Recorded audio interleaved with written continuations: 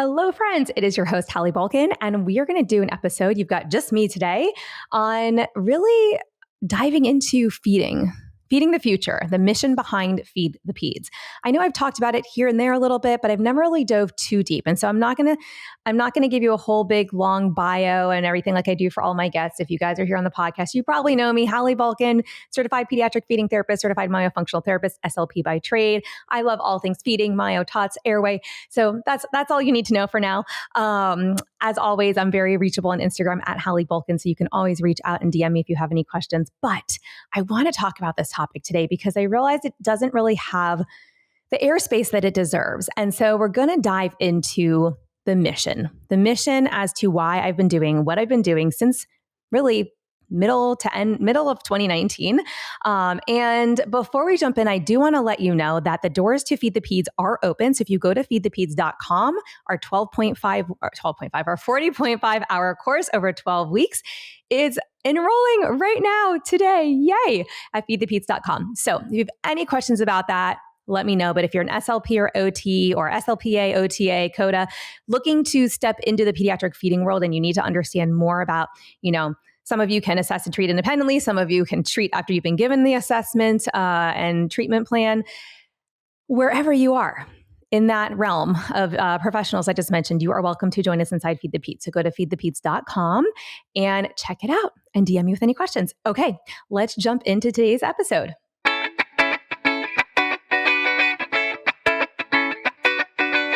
Welcome to the Untethered Podcast. I am your host, Hallie Bulkin.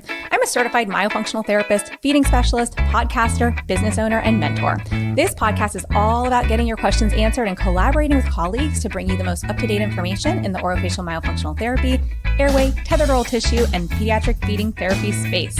If you're new here, I challenge you to keep an open mind and join my mission to spread this message far and wide. If you've been around since June 2019, thanks for being a loyal listener. As we jump into today's episode, remember to listen with correct oral rest posture. Tongue up, lips closed, teeth apart, breathe through your nose. Let's get started.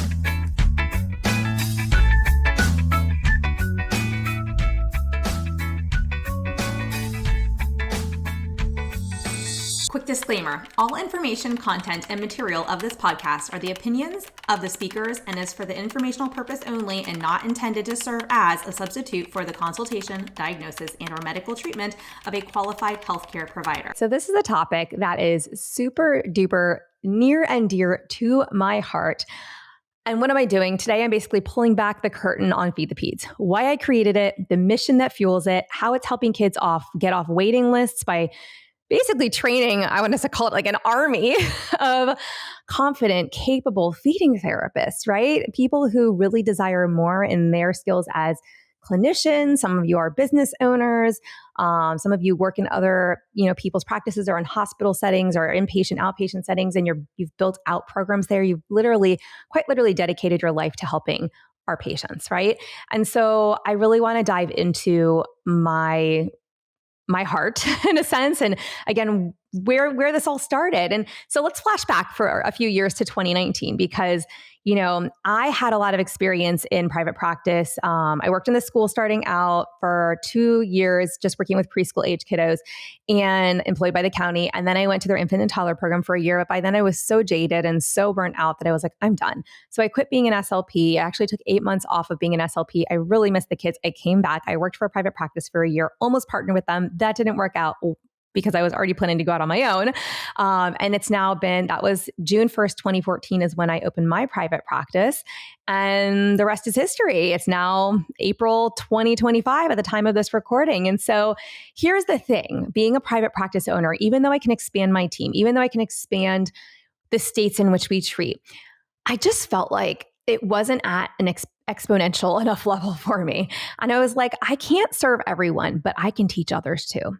And so because I felt like I was seeing all these endless waiting lists for pediatric feeding cases, and there was this lack of comprehensive training in the pediatric feeding space for pediatric therapists. I was like, something's got to give. Okay. So I had this like little spark in me where I was kind of like, I actually thought I was going to launch my myo course first and then do a feeding course. And one of my dear friends in this online business SLP space was like, Hallie, if you don't do it, I'm going to go tell somebody else to do it. And she was like, we need a ped feeding course that's really comprehensive. And I was like, no, I know. It's on my to-do list. It just feels like a lot right now. And I slept on it and woke up and was like, nope, this is where I got to start. So even though my podcast initially started being targeted toward, airway and myo and tethered oral tissues, I just kind of lumped in pediatric feeding and was like, it's all related. And the rest is history. So that's kind of what sparked my journey. I was just like, there's got to be a better way. So I created the solution I wish I had. Okay. The same thing happened with the podcast. I went to look for it. It didn't exist. So I created it. It's kind of just like what I do. And on the flip side of it, I also just saw a lot of gatekeeping out there, and it was really hard to find mentors, even that were willing to mentor you if you paid them. And so I wanted to empower and uplift other professionals to step into this desired work, because I just feel like there's a lot of fear around feeding. So many of us are very comfortable working with, pediatric speech, sound disorders. And, I'm not downplaying how challenging those cases can be, but it feels a little less medical sometimes. Same thing with like language-based cases. And so I think a lot of people stay in their comfort zone. And look, some people love that and never want to touch any medical SLP type of stuff ever in their life. And that's fine, right? We need all of us.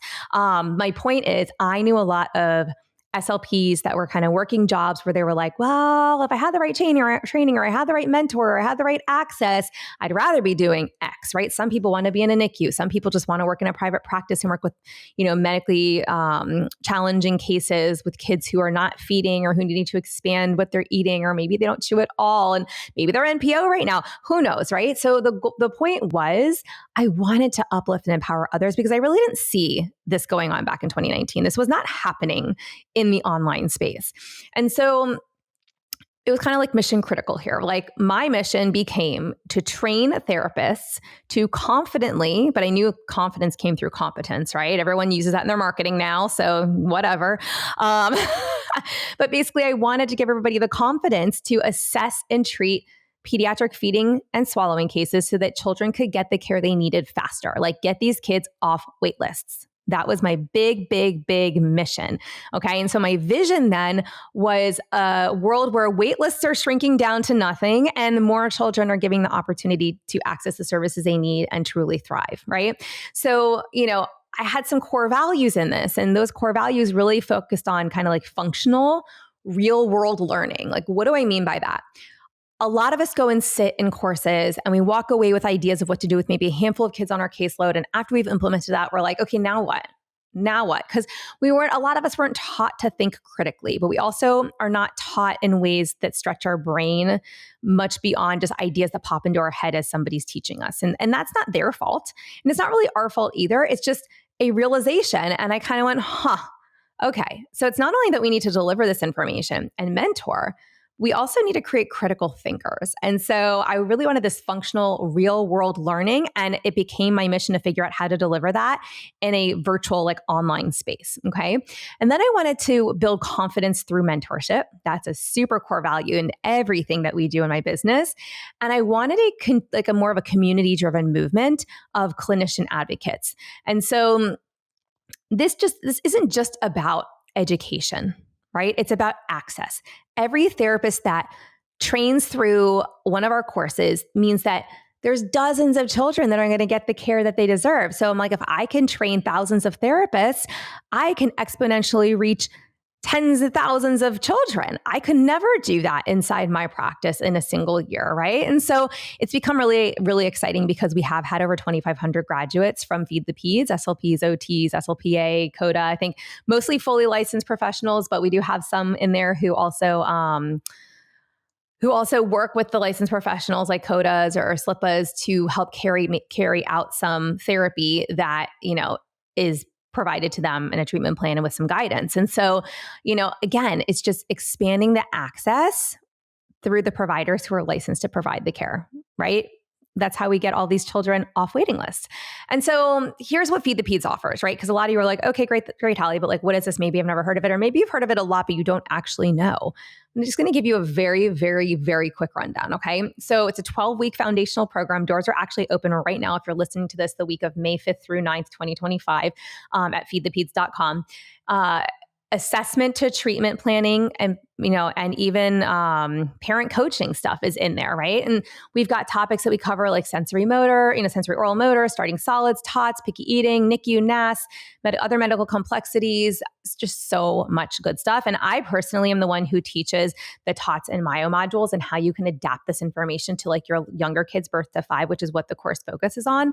But we also start the course by teaching you what typical development looks like. Because if we don't know what typical development looks like, we don't know what we're deviating from. And we also don't know what we're working towards, right? And so when it comes to the medical side of things, we have to have this idea in mind so we know ultimately at the end of the day, like, what is our end goal here? Right? Yes, we want, a lot of parents come to us because they want to expand their kids' diet or they want to get their kids eating by mouth. But there's so many nuances and there's so many other things that happens in the pediatric feeding world that's beyond just those two goals that we really need to fully dive into and understand, right? And so some key things that happen inside the course that I think really helps it stand apart from others is that we have weekly live mentorship.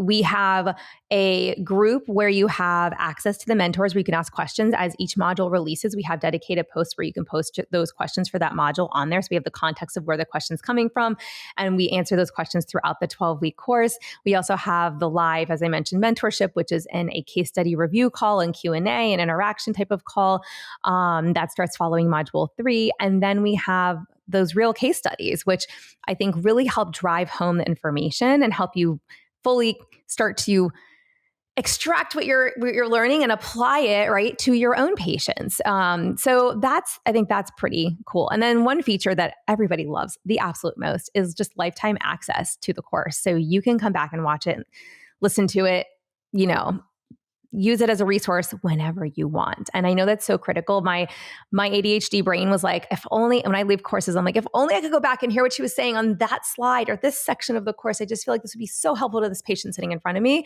But that doesn't work in most situations. So I wanted to create something where that was possible. So we did. I also want to mention, I've mentioned SLPs, OTs, and the like. PTs also who are, trying to get specialized in pediatric feeding. It is technically in your license as well. So you're more than welcome to join us. We do also have new graduates to seasoned pros who join the program. So if you have questions about that, let me know. But here's the thing, right? At the end of the day, it all goes back to this ripple effect that I'm trying to create, trying to get kids off wait lists, right?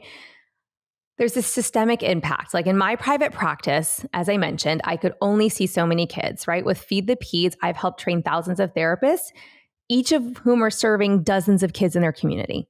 So you do the math, right? You do the math. If a therapist starts a clinic, right, in a care desert, which basically is just a place where one doesn't exist that does this type of work, which still exists in plenty of places, even just here in the United States.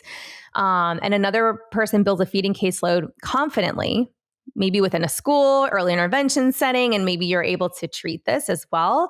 Like, this is how we shrink wait lists. This is how we change lives. There's a real tangible impact here. And I think that it's critical that we be talking about this because I don't really think people understand that there's still a huge, huge growing need. Huge need for pediatric feeding therapists. I was just recording a podcast episode with a guest today who told me that, there is a clinic where they are, but there's only, I think, a couple therapists. They have like a 6 to 12 month waiting list for feeding and like myofunctional therapy. And that's a long time. Kids with feeding challenges should not have to sit on a wait list. I know that's the reality in some places, but if we can train more people so we can expand that team within that practice, or another practice maybe opens up somewhere close by that does similar work, the kids are just going to benefit. The kids are going to benefit, right? And listen, there's enough to go around. So here's the thing. I started this with this goal in mind. And I also was like, I'm going to launch this course. But what I ended up launching, I feel like, was a community. Feed the Peds was just the beginning of it all. It has evolved into so much more. We have a certification now. I've got a myo course and certification, the myo membership, which is like so many things going on, so many great things. Plus with the certification, we've got like, intermediate to advanced coursework for those who have taken an intro course, like Feed the Peds, for example. And honestly, like I said, there's seasoned people coming and taking this course too. And the cool part is we've had some global reach, right? We've had global reach because of people living in all different countries being able to access this online, which is also so very cool. Yet it feels like a very personal connection that I get to make with a lot of our students. And that's special. That's really special to me. So here's the thing. We are raising the standard of care together. And I want to invite you to join us in that.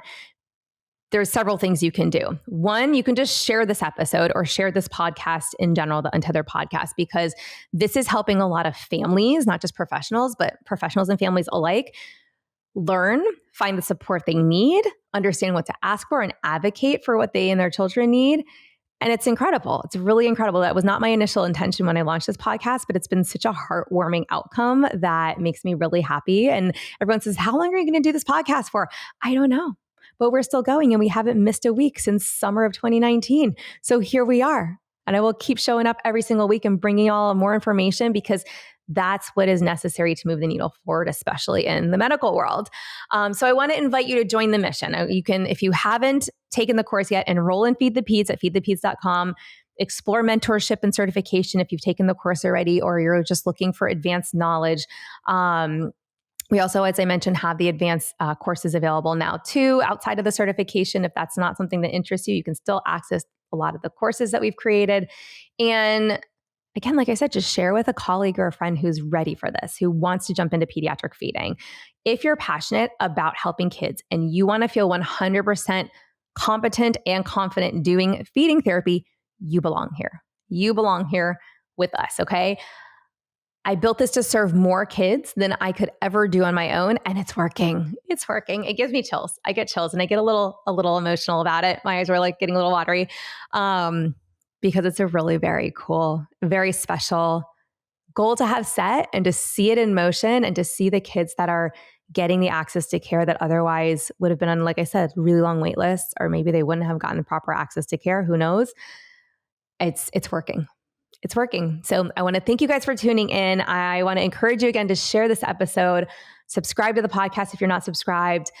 Just get involved in getting out there and at least screening children. Even if you're someone who's not going to be the pediatric feeding therapist, it's still your job as a therapist to screen the kids and refer them onward. And that's it. That's all I've got for you. I have a big surprise coming for you next week as well. It's going to be super fun. So stay tuned for next week's episode. But for now, go join us inside Feed the Peds at feedthepeds.com. I'll see you guys in there. Bye. Thanks for listening to this podcast. If you found value in this episode and want to hear more of these myotots, airway, and feeding related episodes, be sure to leave a review on Apple Podcasts and share this episode on your social media platforms. You can access free resources and all I offer at HallieBulkin.com or pop over to @HallieBulkin on Instagram to get all the latest updates.